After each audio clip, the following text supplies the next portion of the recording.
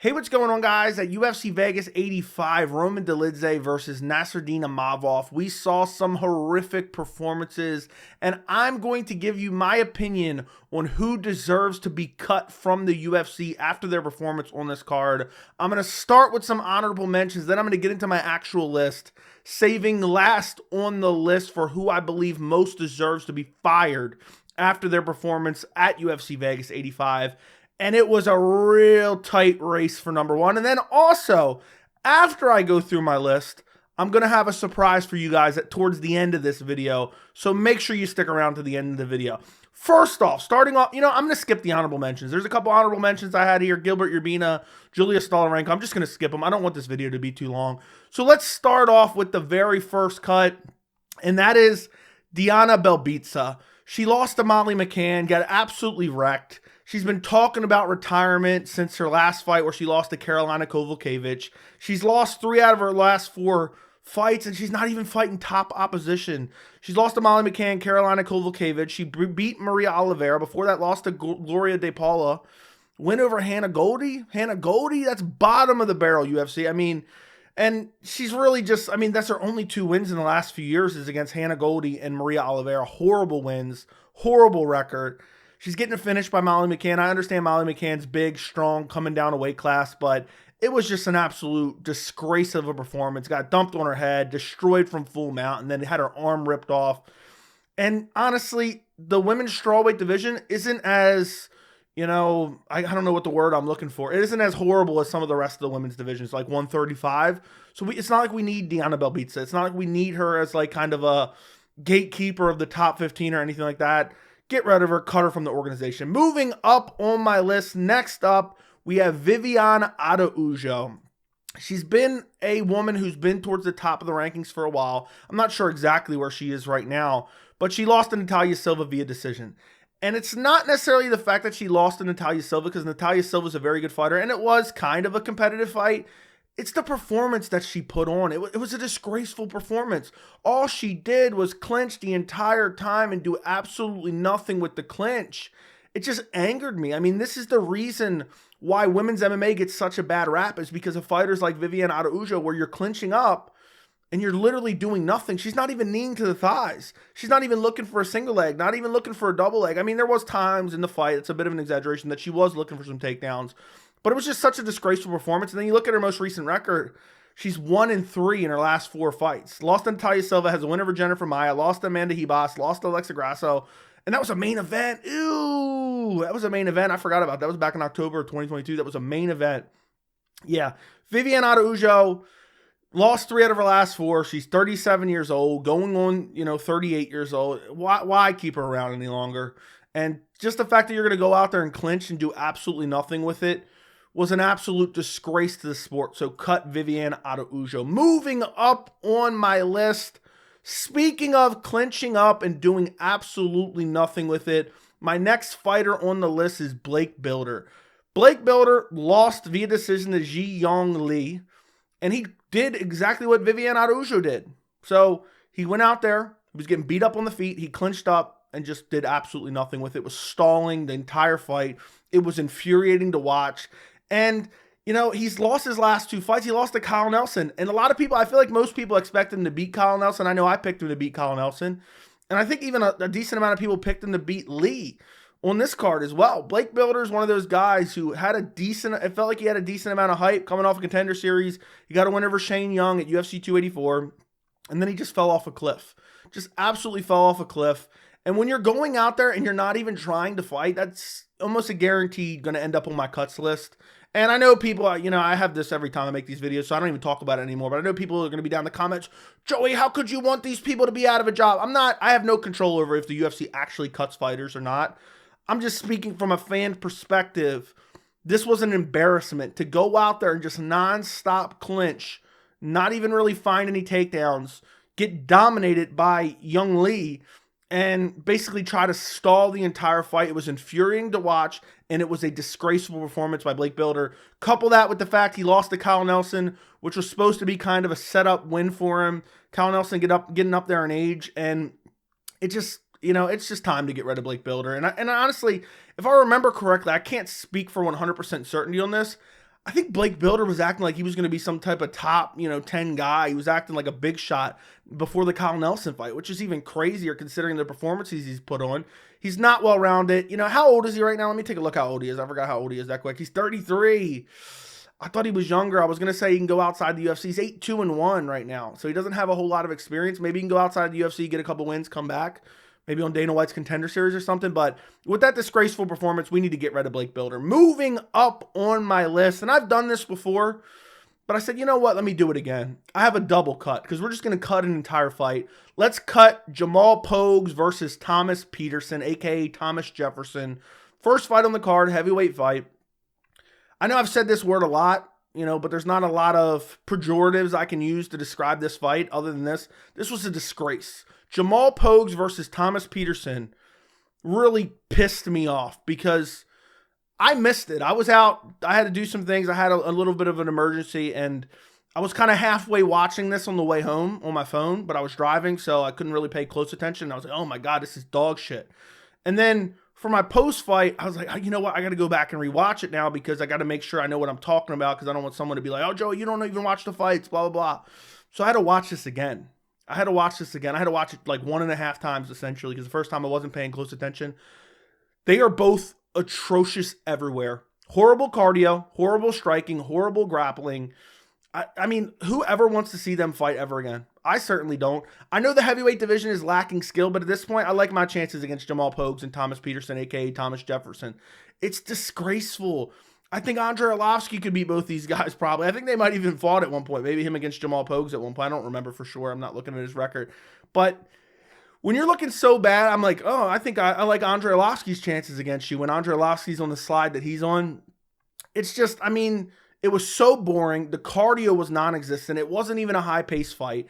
And I know the UFC doesn't pay that well for some of the lower-level fighters, but like the fact that you're not even training cardio and you're coming out here to fight, and I know someone's going to comment down in this section, Joey, how could you talk about someone's physical fitness? Look at you. Look, I'm not a professional athlete. I don't claim to be a professional athlete, but I think I have better cardio than both Jamal Pogues and Thomas Peterson. It's hard to watch, man. It's really hard to watch, and thank God it was the very first fight on the card, so a lot of people probably missed it. It was a disgraceful fight, horrible display of a skill set, and I never want to see either one of them fight again. Moving up on my list, and this is where it started to get a little tricky. This is going to be my second to last cut, and I was honestly struggling. Who was I going to put number 2? Who was I going to put number 1? But with the number 2 spot, who could be the number 1 spot, I just barely had someone else edge him out for number 1. With the number 2 spot on my cuts list, we have referee Mark Smith. Mark Smith really pisses me off. This guy never shuts the fuck up. And you look at the co-main event, Renato Moicano versus Drew Dober. I swear to God, Mark Smith goes home after every fight card and pulls up ESPN with his family and like let's watch my cameos. Let's watch where I talk, because all he does is talk. Work. And then he gets in front of the camera every time. And literally there was a point in this fight where Moicano took Drew Dober down, had him down for like 3 seconds, and Mark Smith's already like, work. And keep in mind, I know it wasn't the most exciting fight, but this wasn't one of those fights where Moicano was just stalling. Moicano was looking to set up potential arm triangles. He was looking to move into full mount multiple times. He was throwing shots, body, head. He was even punching the thigh at one point. I know that's not devastating ground and pound by any means, but you had Mark Smith just screaming, work, over and over and over again. And I believe he was the referee for Dianna Belbita's fight. Or not Dianna Belbita's fight. I believe he was the referee for Viviane Araujo's fight. And they were stalling up against the fence. I might be wrong on that, but either way, Mark Smith, I hate him as a referee. He talks too loud. He's the reason that Petr Yan lost his title to begin with, because Mark Smith is the loudest whisperer I've ever seen. He makes mistakes constantly, and then people act like he's the best in the business. There was one fight on, I believe it was Dana White's Contender Series, where there was like an illegal knee one fight, and he's not calling it illegal, or he's not calling it illegal. Then there was a non-illegal knee later in the fight night, and he called it illegal. It's just, and again, some of those instances, maybe I'm misremembering exactly who the ref was, but either way, when you boil it down, Mark Smith never shuts his mouth, and he's a horrible ref. When there's fence grabs and there's all these and this applies to a lot of refs too. They're not taking points. They're just like, oh, don't grab the fence. That's Mark Smith. I talk about this all the time to the point I'm getting tired of it. Is it the referee's job to enforce the rules, or is it their job just to shout the rules over and over again? Like, Mark, warn them once. If you think that there's not enough action, stand them up. We don't need to hear your voice for the entire broadcast. We already see your bald head, showing a reflection on the camera. We're already seeing that reflection on the camera because you're leaning into the camera. I swear on my life, his footwork is indicative on where the camera angle is. I swear. And I'm tired of hearing Mark Smith's voice. I want him gone as a referee. I think he's a horrible referee, and people act like he's a good referee when he's not, and he never shuts up. Every single fight, all he does is talk the entire time, no matter what's going on. It can be a perfectly fine fight with no fouls, and he's talking the entire time. Please, for the love of God, we need to get rid of Mark Smith. Moving on to my number one cut, and I bet you guys are probably wondering, who could he possibly have as number one? Well, number one on the list, and let me actually pull something up real quick before I even get into this. Number one on the list, we have MMA judge Ron McCarthy. Ron McCarthy turned in one of the most egregious scorecards I have ever seen in my entire life in the main event. I believe he's the son of Big John McCarthy. Big John McCarthy, I think it's time for you to pull a Neil Magny at this point. I mean, this scorecard is absolutely disturbing. He scored it 47-47, so a draw in the main event for Dolidze versus Imavov. And he had round 2 scored for Dolidze, which I think is ridiculous. There's no way you should score round 2 for Dolidze. And then on top of that, even worse, round 4 he had for Dolidze, which I don't know in what universe he scored round 4 for Dolidze. And then on top of the point deduction in round 4, it was a 10-8 round now, causing this fight to be a draw. Imavov won every single round. And I understand there was a point deduction. But you have a judge in Ron McCarthy who's turned in multiple erroneous scorecards over the last, few years. I'm going to start keeping track of all this. I've already started keeping track of a bit of the refereeing stuff. But to turn in a 47-47 for Dolidze Imavov, that is a disgrace. That is an embarrassment. That is unjustifiable. That is indefensible. That's a horrible score. What is he looking at? What is he looking at? I genuinely want to know, where did he get round 2 and where did he get round 4? Okay, maybe round 2. Okay, let's just give him round 2, only because Saul D'Amato scored round 2 somehow for Dolidze as well. But in what round 4? In what universe are you scoring round 4 for Dolidze? That's an embarrassment. And the reason he got the nod over Mark Smith is because Mark Smith, even though he does affect fights a lot of times, for the most complaints I have about Mark Smith, it's just mainly him just nonstop talking every single fight, all fight long. But for Ron McCarthy, he's impacting decisions. He's impacting win bonuses. He's impacting fights where the judges should have no kind of part in destroying these decisions. This is an easy fight. My grandmother could watch this fight and she'd be like, okay, how do you score it? And I'd tell her how you score it. And she'd be like, okay, it's 49-44 for Imavov with the point deduction. It's easy. I mean, the only one that got it right is Derek Clearly, and he's known for bad scorecards too. So the fact that you got Ron McCarthy turning in a scorecard like 47-47 for this is an absolute disgrace. He needs to be fired from the Athletic Commission. I know the UFC technically can't cut these people, but you get my point. The commission needs to start cracking down on this. This is an embarrassment, and this delegitimizes the sport. So I never want to see Ron McCarthy judging. I don't want Ron McCarthy even judging a spelling bee at this point. I don't want him judging a diving competition. I don't want him judging anything. He needs to find a new career, get him out of the sport immediately before he affects a big decision on a big card where there's a title on the line. We need to get rid of these people. And I know people are probably saying, Joey, you're being so harsh. No. What if this actually affected the outcome of the fight?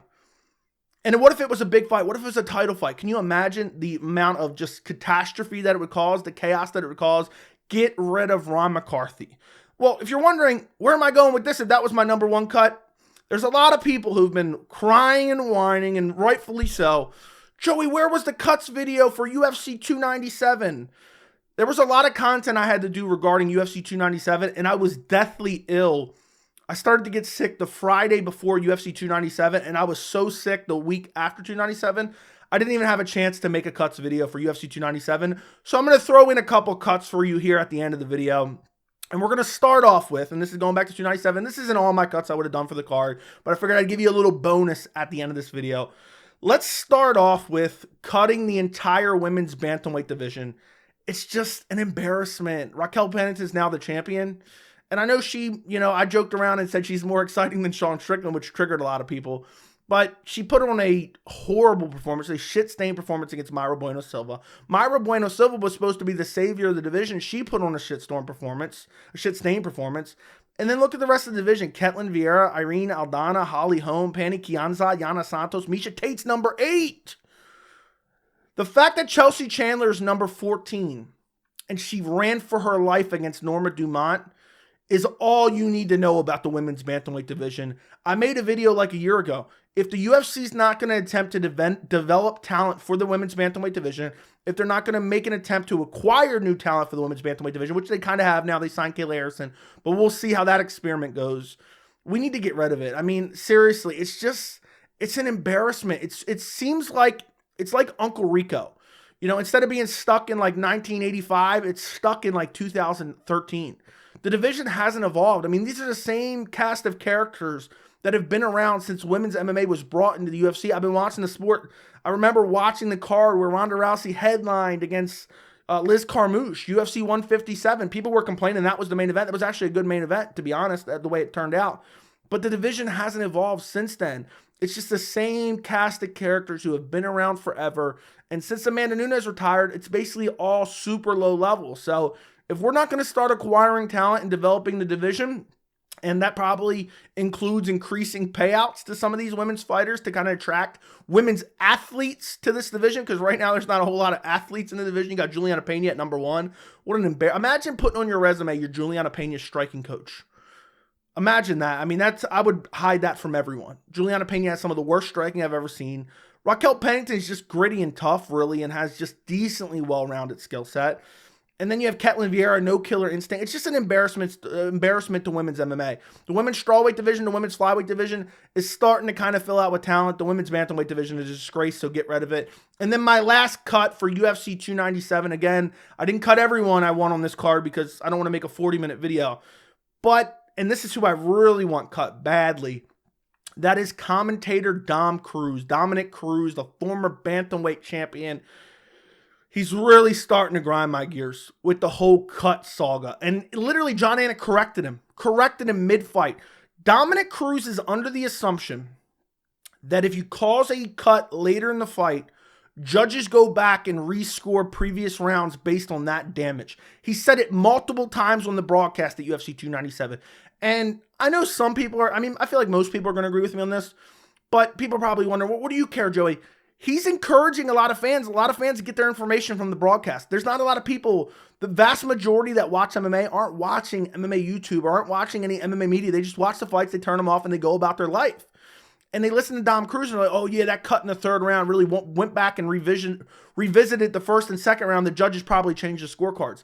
I don't know where he's gotten this from, but he's been saying it literally for years. Literally for years, Dominick Cruz has been saying this. And John Anik said to him, well, the cut only counts for damage in that round. And Dominick Cruz was like, oh yeah, had nothing to say. Dominick Cruz used to be a really good commentator. He's become a disgrace on the mic. Get him as far away from the mic as possible. I don't know if he has CTE. I don't know if he's out, smoking cigarettes with Keith Peterson and getting drunk before he comes on commentary. But just so you guys know, damage throughout the fight only counts for the round that it's in. And I understand you're probably thinking, well, realistically, like if I was Dom Cruz and I was trying to defend it, I would say, well, the judges are going to have a hard time differentiating, if a cut happens in the first round, okay, they're still going to count if that's bleeding badly in the third round, even though they're not supposed to, they're probably still, but that's not even what he's saying. He's acting like if there's a cut in the third round, there's a cut in the fifth round, and you clearly lost the first few rounds, the judges can now go back and rescore the first few rounds in your favor because you cut him in the fifth round. So it makes no logical sense. He has no idea what he's talking about. He's completely brain dead. And there's other things that he does on commentary that I'm not even going to get into. I mean, we could go back to, I think Conor's trying to gas Khabib here with the ground and pound. And then Joe Rogan, for once, checked him on air and said, oh, no, I don't think he has a choice here. I think he's just getting smashed. And I understand that, when you're sitting live on air, you're going to say a lot of stupid things. I've said plenty of stupid things before. But the cut thing is just really driving me nuts. And he did it multiple times at UFC 297. So get rid of him from the commentary team. But there you go. There's my cuts for UFC Vegas 85. And I threw in a couple bonus cuts for UFC 297 since I missed doing the cuts video for that card. Make sure to like the video. Make sure to subscribe to the channel. If there's anybody I missed who should have been on this list, let me know down in the comments. And I will see you in the next video.